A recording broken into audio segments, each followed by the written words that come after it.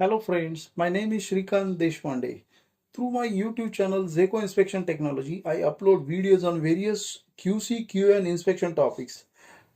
Today I am excited to be here to discuss with an essential topic in quality control, the inspection of steel plates. Today's topic comes under QC receipt inspection, and this video will be very interesting to watch by QC inspector who would like to make their career in QC inspection field. Guys, here we will begin with the topic inspection of steel plates, and here I will be briefing on some following topics like reference specification, types of steel plates, edges, marking on steel plate edges, then types and location of marking on steel plates, and the last parameter is inspection of steel plates. Here we will see a reference specification for the steel plates. There are various specification for steel plates used all over the world as per the respective country norms, and QC inspector has to refer relevant specification during the inspection. So here we will see ASTM A6, ASTM A20, ASTM A36, then ASTM A516, 517, then EN specification for plates 10025 and Indian standard specification IS 2062. So based on the PO and project specification, QC inspector has to refer the relevant specification during the inspection. Our next topic is types of steel plate edges. So mill manufacturer always provide the steel plates in three forms. One is straight sheared edge, one is mill or rolled edge, and one is bevel edge. So bevel edge, every QC inspector or every QC field person knows this. So in the mill rolled edge, the plate edge is in the round shape. So edges are not cut to the straight edge. So these are called rolled edge, mill or rolled edge. And in sheared or straight edge, the plate edges appears as a straight face. So this is called as straight or sheared edge. Now the next topic is marking on steel plates. So there are several markings manufacturer is providing on the steel plate. So few of them are mentioned here in this particular slide. You will see the image of the plate marking also. So first marking is manufacturer's name, logo or brand. Then next parameter is material specification, which is also required on the plate for identification. Then size, width and length, every plate should bear, because it is a easy verification for QC inspector to check. Then country of origin, it requires if any specific client requirement is there. Then heat number or cast number, then plate number, and PO or project details are optional, because if you are specifically ordering for a specific project, then in the PO client should mention that they require the PO or project details on the plate, but that is optional and it is generally not found in the marking. Heat treatment details required as per the relevant specification. Whenever plates are heat treated as per the relevant specification, that marking of heat treatment should be available on the plate. So QC inspector should verify all these marking to correlate with the mill TC. Now here we will see types of marking on steel plates. So there are major two types of marking which is done by the steel plate manufacturer. It is by paint marking or stenciling, or steel die stamping on the plates. So steel die stamping is done in two ways. The plates below 6 mm thickness, these low stress sponge or impressions are used for the marking, and plates above 6 mm, these are marked by the normal steel die punch. It is here I have shown in the images. One is low stress stamp and one is normal steel die punch. So QC inspector should know this difference, and accordingly he should check the steel plates. Let's see the location of marking on the steel plates. So this particular requirement is also taken from the ASTM A20 specification for the marking purpose. So ASTM A20 specification says the required marking for steel plates with a maximum lengthwise or crosswise dimension more than 1800 mm shall be in at least two places on each finished plate, at least 300 mm from the edges of the plate. So here they are clearly saying that when the marking starts, it should be from the 300 mm from the edge of the plate, and at least it should be on the two places. Then the required marking for the plates with a maximum lengthwise or crosswise dimension of 1800 mm or less shall be in at least one place on each finished plate, approximately midway between the center and an edge of the plate. So here they are clearly saying that plates having lengthwise or crosswise dimension less than 1800 mm and less, at least one marking should be there. And for the plates where the lengthwise or crosswise dimension is more than 1800 mm, there should be stenciling on plate on the two locations where the marking starts from the 300 mm from the edge of the plate. So QC inspector should check this marking based on the relevant governing specification which is given in the PO or project specification. So let's begin with the topic inspection of steel plates. So this is a prime responsibility of the QC inspector to inspect the steel plates based on the project or PO specification. So to begin with the inspection of steel plates, QC inspector has to review the documents like PO, PR, mill test certificates, then invoices which are received along with the steel plates. Then he has to do visual inspection or visual check to identify the visual defects. If the plates are defective, then he should reject at the same point or get the replacement of the plates uh, with this against this defective plates. Third parameter is dimension check. In dimension check, there are various parameters which we will see in the detail. Then fourth parameter is mill test certificate review, correlation and compliance with the relevant specification. So QC inspector has to review mill test certificates, then the heat number mentioned on the plate he has to correlate with the mill test certificate, and he has to check whether these plates and the mill test certificate is complying with the relevant specification or not. Then the fifth parameter is non-destructive test, which is again the additional parameter. If the manufacturer has done the NDE test, then no need to do it again. Or else, if the project specification says that they require the additional ultrasonic test to check the laminations in the plate or defect in the plates, then contractor or supplier has to do this test once again. So QC inspector has to ensure that the requirements mentioned in the PO or project specifications are clearly conducted for during the receipt inspection. Now, in the review of document section, QC inspector has to ensure the requirements mentioned in the purchase requisition, purchase order or LPO.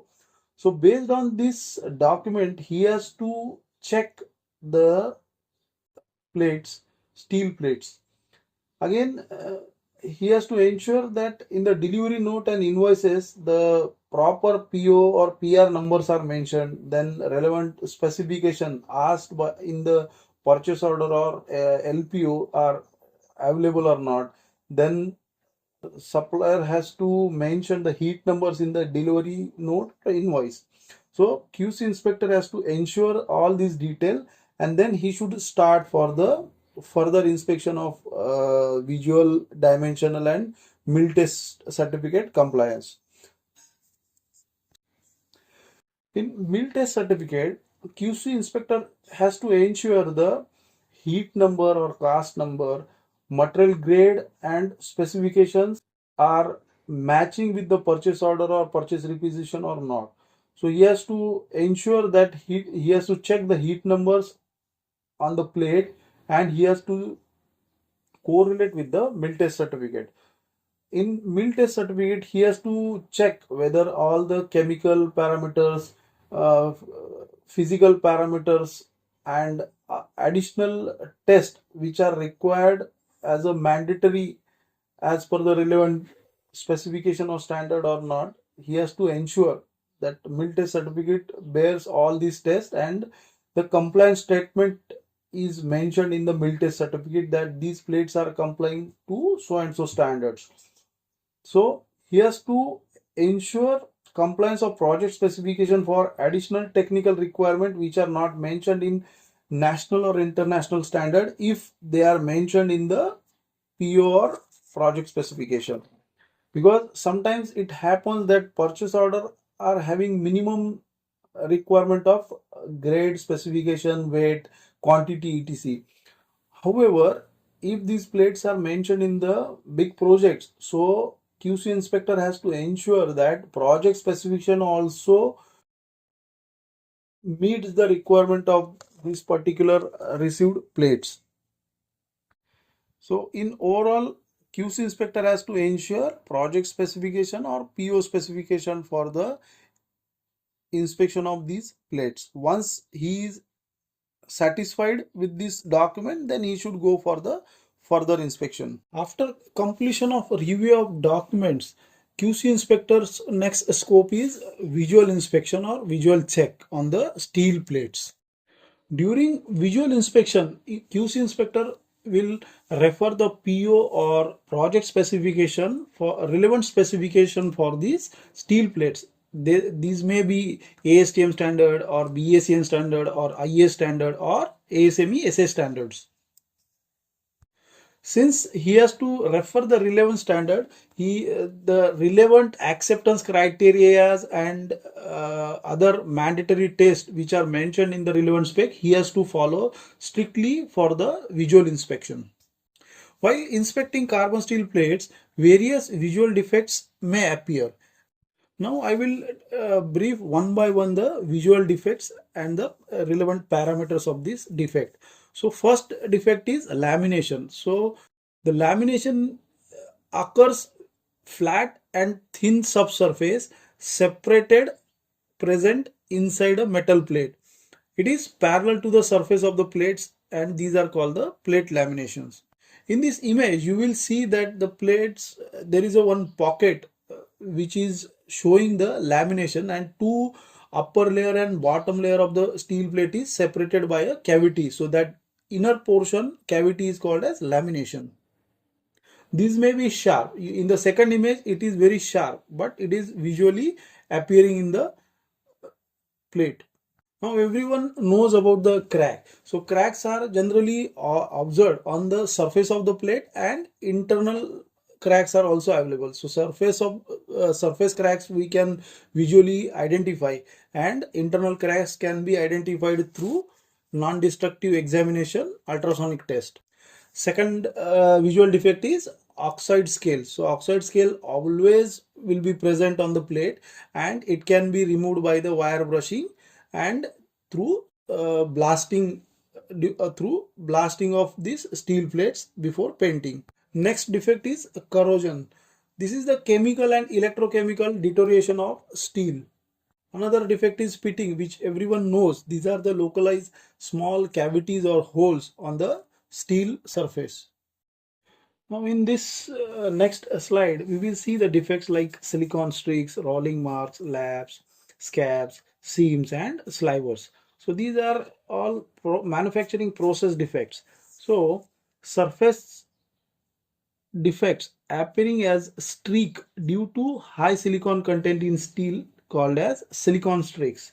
Then next comes rolling marks, impressions on or surface defects left by rolling mill rolls, that is called as rolling marks. Laps, these are the overlapping folds of metal that are not fused together during rolling. Then fourth visual defect comes scabs. It is rough irregular shape patch. This is irregular shape patches of metal on the surface of the plate. Then next comes the seams. These are the longitudinal, linear and continuous surface defects that appear as slightly like a open line. And the last defect is thin metal fragment attached to the steel plate surface. Here, I would specifically like to mention that minor surface imperfections that can be repaired by grinding, welding, or blending, provided they meet thickness and quality requirements. However, cracks, deep gouges, excessive lamination should be rejected and reprocessed. So, based on these particular briefings, I would like to mention specifically here that QC inspector should refer the relevant specifications or PO specification, and based on the relevant specification he should decide the acceptance and rejection criteria. We saw the visual defects on the plates. Now there is one another aspect, internal defects. So there are various defects internally occurring on the during the manufacturing of steel plates. Here I have specifically mentioned inclusion, segregation and porosity. So we'll see inclusions are non-metallic particle such as slag or oxide embedded within the steel. So here first image is there where it is taken under the microscope. So you will see that how inclusion looks like. Then second parameter is segregation. It is the uneven distribution of alloying element or impurities within the steel, often due to improper cooling or casting. So in this image, you will see that in the bluish center line, across the center line, top and bottom, you will see that segregation has occurred. Now, after thorough visual inspection of steel plates, the second phase comes for the dimensional check. So in dimensional check, we check the various parameters. So first parameter is thickness measurement. So QC inspector has to measure the thickness of the plate at various locations to ensure it is within the specified tolerance. It can be done by micrometer or vernier or ultrasonic thickness gauge, but the best way to get the accurate thickness is ultrasonic thickness gauge. uh, Mill plate tolerances are specified in ASTM A6 or ASTM A20 or applicable relevant standard which are mentioned in the PO or project specification. So in second step in dimension check is length and width check. So QC inspector shall check the overall dimensions of the plate to ensure it conforms to the specification or mentioned in the PO or project specification. As usual, he has to refer the tolerances for length and width as per ASTM A6 or IS 2062 or EN spec 10029 or customer specification or project or PO specification. During a dimension check, QC inspector has to ensure the squareness. It can be checked by the diagonal measurement or a square tool. Typically, the tolerances are plus minus 5 mm per meter. However, QC inspector has to ensure that relevant specification or project specification. After completion of dimension check, he has to ensure the edge conditions of the plates also. These edges should be free from excessive burrs, lamination or cracks, which can be seen visually during the visual inspection.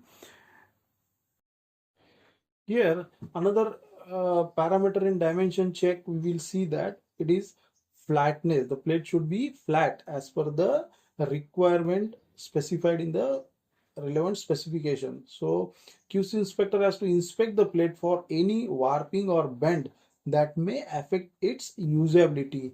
It can be checked by using straight edge or filler gauge or piano wire. As usual, tolerances are specified in ASTM A6, EN 10029. However, I will suggest here to all QC inspector to refer the relevant specification and project specification for tolerances. So there may be stringent tolerances mentioned in the project specification. So QC inspector has to refer these tolerances. Here I have shown some images for a better idea, so that they can check the plates for flatness. Now the last inspection parameter is non-destructive testing of these carbon steel plates. Generally, manufacturer always provide the steel plates with the ultrasonic test. However, in some cases, project specification demands for the additional test, which are tested at the site location. So QC inspector has to ensure the non-destructive testing, ultrasonic testing, and he has to refer the specifications. Like if there are Indian standard plates like IS 2062, then he has to refer IS 4225 or IS 11630. General ASTM specifications are ASTM A or SA 435, then ASTM A or SA 578. There are various levels like A2, A, B, C, D. So to ensure the plates are free from defects, non-destructive testing is conducted by the ultrasonic test, and QC inspector has to ensure that these plates or received plates are free from the defects.